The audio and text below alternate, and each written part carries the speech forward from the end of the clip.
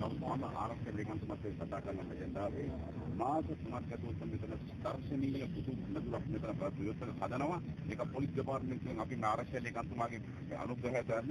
ඒකට අපි ලොකු උත්සවයක් තියලා මේක කරන මීට වඩා දර්ශනීය මේ මුළු පළාතටම බැවලෙන්න මේ බුදු පිළිමයක් අපි අඩි 6ක බුදු පිළිමයක් ගෙනල්ලා තියලා මේ කටයුත්ත මෙතන සිද්ධ කරනවා කියලා මම වහන්සේට මම පොරොන්දු කරනවා. ඒක සිටින් ලිඛිතව නම් මම ලිඛිතව උනක් දෙන්න පුළුවන්.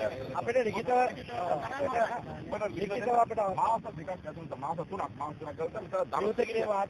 ඇතුළත දර්ශනීය විදියට මේ පළාත මේ බෝධිය හානියක් වෙයිද? බෝධිය හානිය නෑ. බෝධිය ඔය විදියට තියලා දර්ශනීය වේද බලන්න පුළුවන්. මම මේ කියන වචනේ පිළිගන්න ඉතාමත්ම දවසේ මේ පළාතට උදින විදියට ලස්සන දර්ශනීය දුදු මැදුරක් මෙතන ඉදිනවා තමයි මාස් 3ක්. අනිත් එක දියජි මහත්තයා මෙතන මේ සිද්ධිය මේ බුදු පිළිම තීච්ච කුටි ටික කඩලා දාලා තියෙනවා. ඒක මම කියන්නේ අපි ඒක පුළුවන්. ඒකට ජාමාර්ගය ගන්න මේ බෞද්ධ වැඩ කරන්නේ. මේ මිනිස්සුන්ට කිව්වහම මේක කරන්න ක්‍රමයක් දෙයක් තියෙනවා. නමුත් ඒක හරියට ගම පැහැදිලිවම කියනවා. පොලිසිය ආරක්ෂා සහිතව කළේ මේක.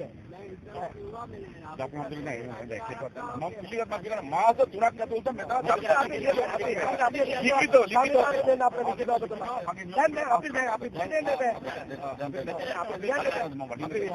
විසිරි යනවා.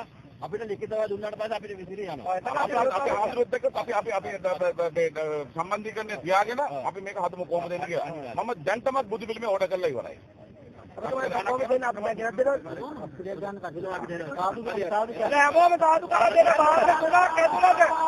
ආස 3ක් ඇතුළත මේක ඉදි කරන සූදානම්. හැබැයි අපිට මේ වගේ හොඳ දරුවන්ට මේ වගේ පොරොන්දු දීපු ගොඩක් මහත්තුරුට ඒ නිසා මෙතුමා ගැන අපි විශ්වාසය තියෙනවා. දැන් මෙතුමා ගිහිල්ලා අපිට ලිඛිතව අරගෙන එනකන් අපි මෙතන බෝධි පූජාව තියලා අපි වැඩසටහන කරනවා. ලිඛිතව අපිට බාර දෙනතුරු අපේ වැඩසටහන මෙතන බෝධි පූජා කියලා මේ වැඩසටහන කටයුත්ත කරනවා. අපි හාමුදුරුවෝ අපි සායනාසලත් මේක සම්බන්ධ කරලා අපි කොහොමද ගන්න අපි මෙතන අපේ කමිටුවක් අපි අරගත්තා.